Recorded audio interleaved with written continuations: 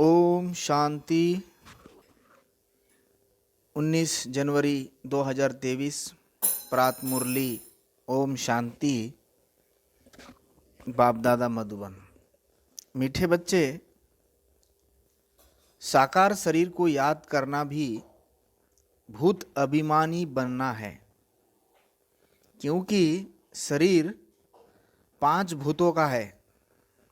तुम्हें तो देही अभिमानी बन एक विदेही बाप को याद करना है।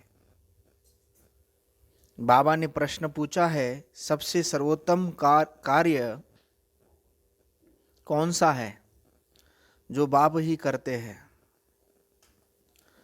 उत्तर है, सारी तमोप्रधान सृष्टि को सतोप्रधान सदा सुखी बना देना। यह है सबसे सर्वोत्तम कार्य जो बाप ही करते हैं। इस ऊंचे कार्य के कारण उनके यादगार भी बहुत ऊंचे ऊंचे बनाए हैं। दूसरा प्रश्न पूछा है बाबा ने, किन 2 शब्दों में सारे ड्रामा का राज आ जाता है? उत्तर है, पूज्य और पुजारी। जब तुम पूज्य हो तब पुरुषोत्तम हो, फिर मध्यम कनिष्ठ बनते माया पूज्य से पुजारी बना देती है। गीत है, महफिल में जल उठी समा। ओम शांति। भगवान बैठ बच्चों को समझाते हैं कि मनुष्य को भगवान नहीं कहा जा सकता। ब्रह्मा विष्णु शंकर का भी चित्र है, उनको भगवान नहीं कह सकते। परमपिता परमात्मा का निवास उनसे भी उच्च है, उनको ही प्रभु ईश्वर भगवान आदि कहते हैं। मनुष्य जब पुकारते हैं तो उन्हों को कोई भी आकार व साकार मूर्ति दिखाई नहीं पड़ती, इसलिए किस भी मनुष्य आकार को भगवान कह देते हैं। सन्यासियों को भी देखते हैं तो कहते हैं भगवान, परंतु भगवान खुद समझाते हैं कि मनुष्य को भगवान नहीं कहा जा सकता। निराकार भगवान को तो बहुत याद करते हैं जिन्होंने गुरु नहीं किया है। छोटे बच्चे हैं, उनको भी सिखाया जाता है परमात्मा को याद करो, परंतु किस परमात्मा को याद करो यह नहीं बताया जाता। कोई भी चित्र बुद्धि में नहीं रहता। दुख के समय कह देते हैं, हे प्रभु। कोई गुरु व देवता आदि का चित्र उनके सामने नहीं आता है। भल बहुत गुरु किए हो तो भी जब है भगवान कहते हैं तो कभी उनको गुरु याद नहीं आएगा। अगर गुरु को याद कर और ही भगवान कहे तो वह मनुष्य तो जन्म मरण में आने वाला हो गया। तो यह गोया 5 तत्वों के बने हुए शरीर को याद करते हैं, जिसको 5 भूत कहा जाता है। आत्मा को भूत नहीं कहा जाता, तो वह जैसे भूत पूजा हो गई। बुद्धि योग शरीर तरफ चला गया। अगर किसी मनुष्य को भगवान समझते तो ऐसे नहीं कि उनमें जो आत्मा है उसको याद करते हैं। नहीं, आत्मा तो दोनों में है। याद करने वाले में भी है याद करने वाले में भी है, तो जिसको याद करते हैं उनमें भी है।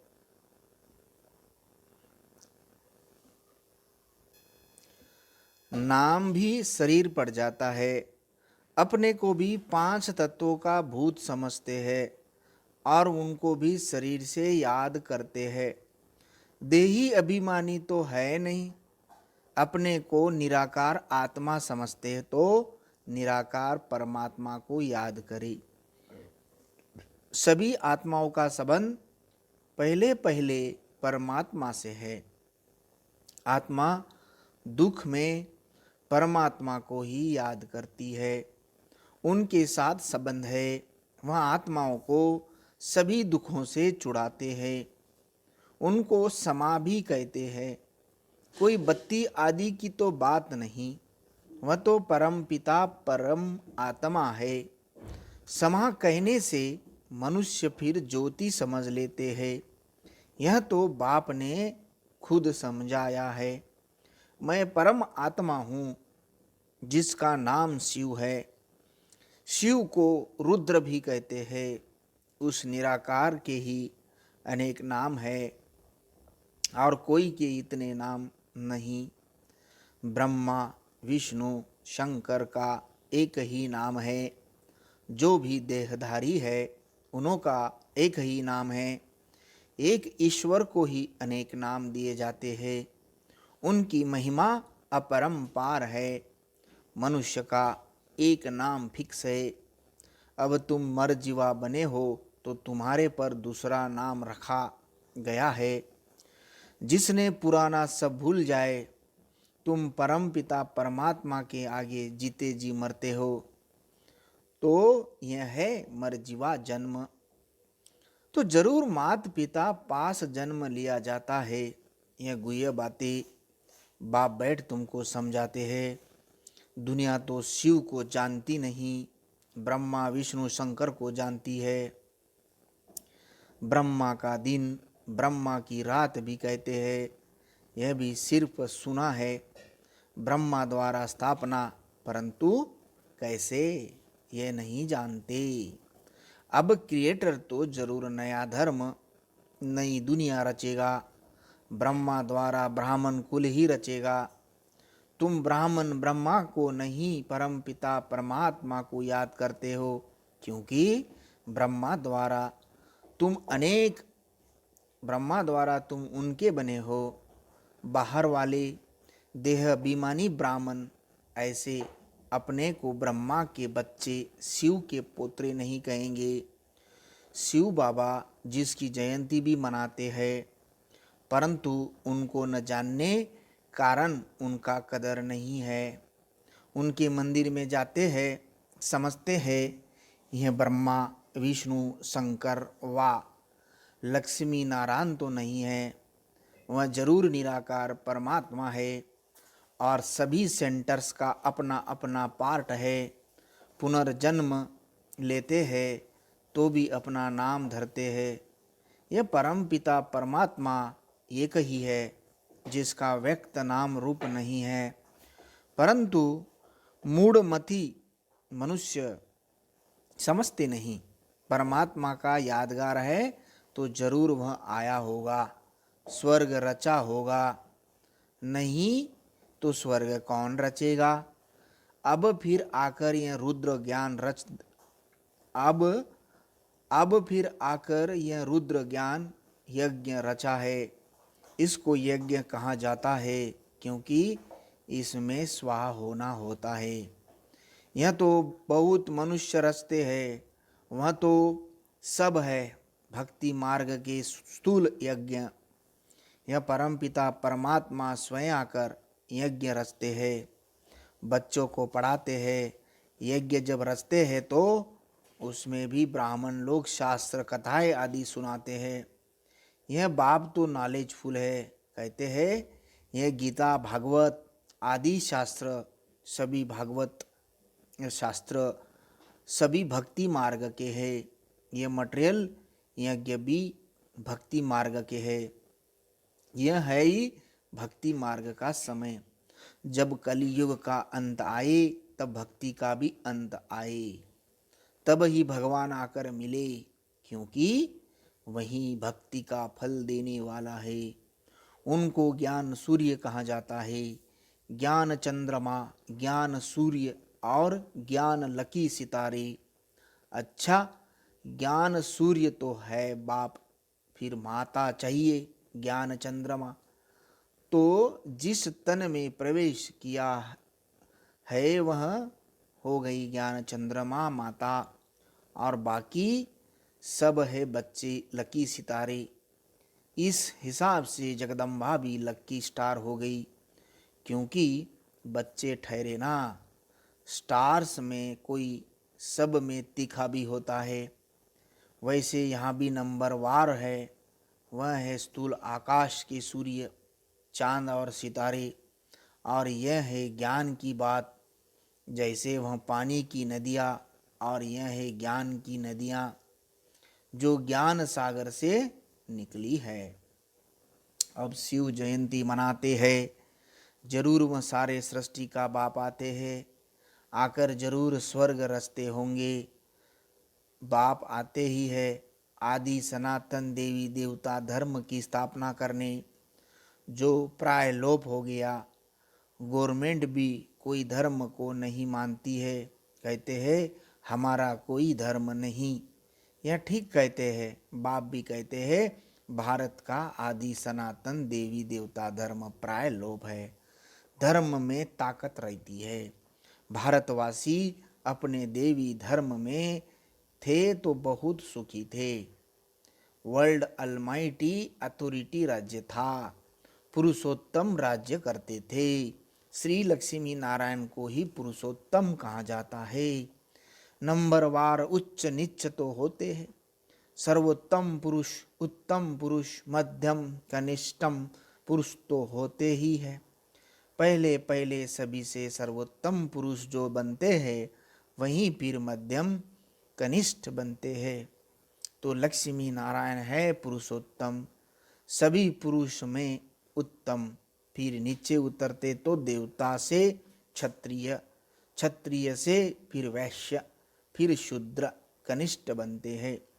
सीताराम को भी पुरुषोत्तम नहीं कहेंगे, सभी राजाओं का राजा, सर्वोत्तम सतोप्रधान पुरुषोत्तम है लक्ष्मी नारायण। यह सब बातें तुम्हारी बुद्धि में बैठी है। कैसे कैसे यह सृष्टि का चक्र चलता है, पहले पहले उत्तम फिर मध्यम कनिष्ठ बनते हैं। इस समय तो सारी दुनिया तमो प्रधान है, ये बाप समझाते हैं जिसकी अब जयंती मनाएंगे। तुम बता सकते हो कि आज से 5000 वर्ष पहले परमपिता परमात्मा शिव पधारे थे, नहीं तो शिव जयंती क्यों मनाते। परमपिता परमात्मा जरूर बच्चों के लिए सौगात ले आएंगे और जरूर सर्वोत्तम कार्य करेंगे। सारी तमोप्रधान सृष्टि को सतोप्रधान सदा सुखी बनाते हैं। जितना उच्च है उतना उच्च यादगार भी था। जिस मंदिर को लूट कर ले गए, मनुष्य चढ़ाई करते ही है धन के लिए, फॉरेन से भी आए धन के लिए। उस समय भी धन बहुत था, परंतु माया रावण ने भारत को कौड़ी तुल्य बना दिया है। बाप आकर हीरे तुल्य बनाते हैं।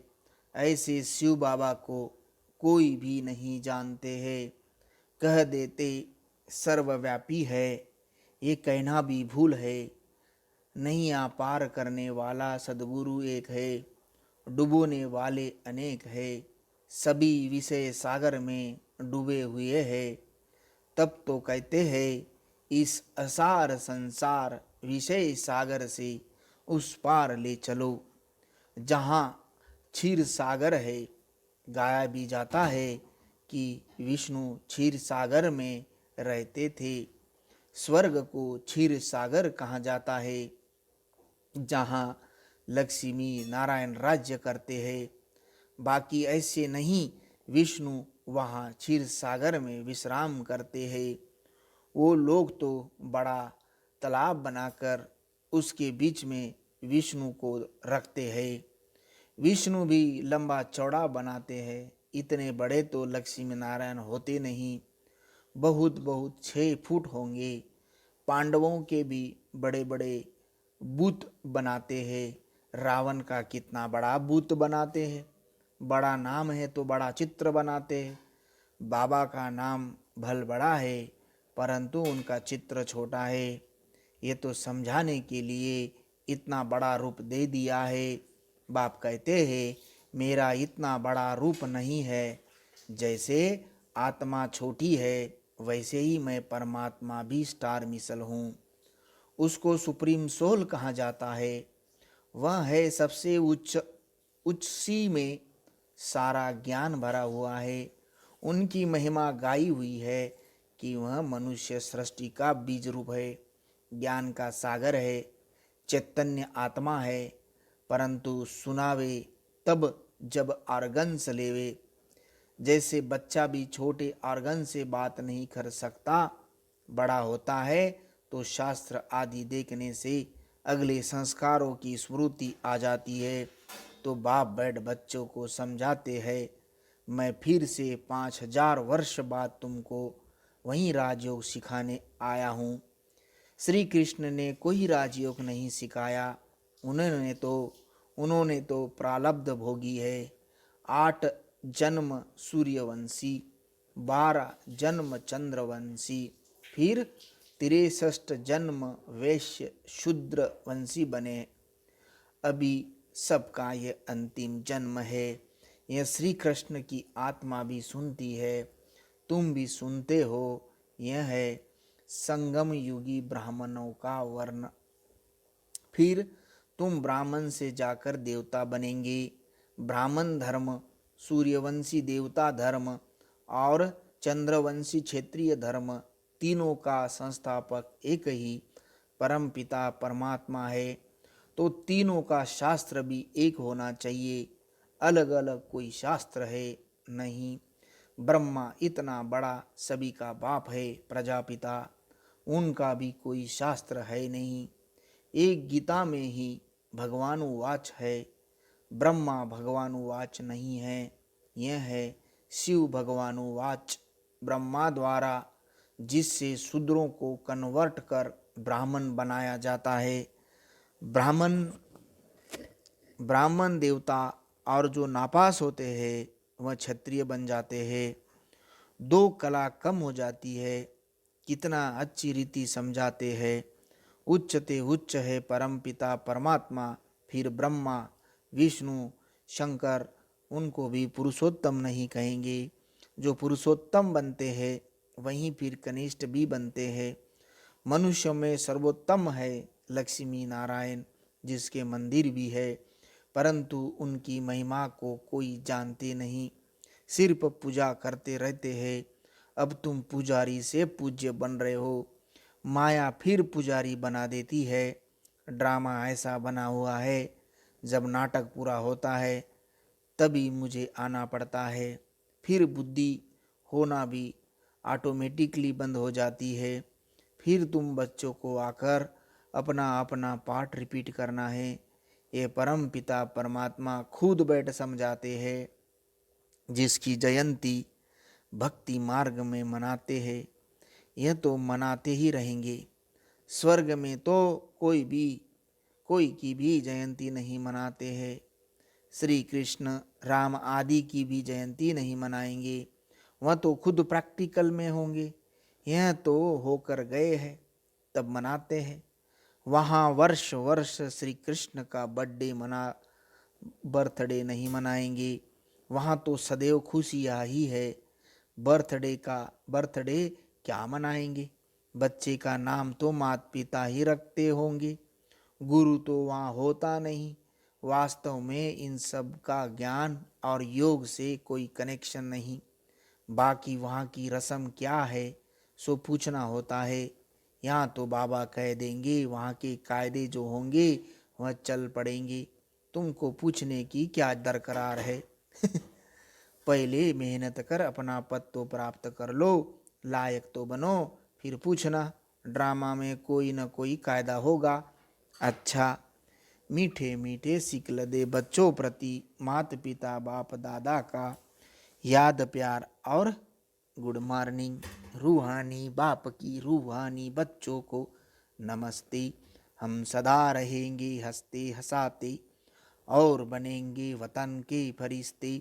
दुआएं दो दुआएं लो, खुशी जैसी खुराक नहीं। शुक्रिया बाबा शुक्रिया। धारणा के लिए मुख्य सार। पहली पॉइंट, अपने को निराकार आत्मा समझ निराकार बाप को याद करना है, किसी भी देहधारी को नहीं। मरजीवा बन पुरानी बातों को बुद्धि से भूल जाना है। दूसरी पॉइंट, बाप के रचे हुए इस रुद्र यज्ञ में संपूर्ण स्वाहा होना है। शूद्रों को ब्राह्मण धर्म में कन्वर्ट करने की सेवा करनी है। वरदान है, दिनचर्या की सेटिंग और बाप के साथ द्वारा हर कार्य एक्यूरेट करने वाले विश्व कल्याणकारी भव।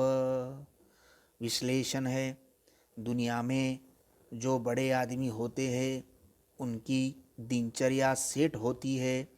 कोई भी कार्य एक्यूरेट तब होता है जब दिनचर्या की सेटिंग हो।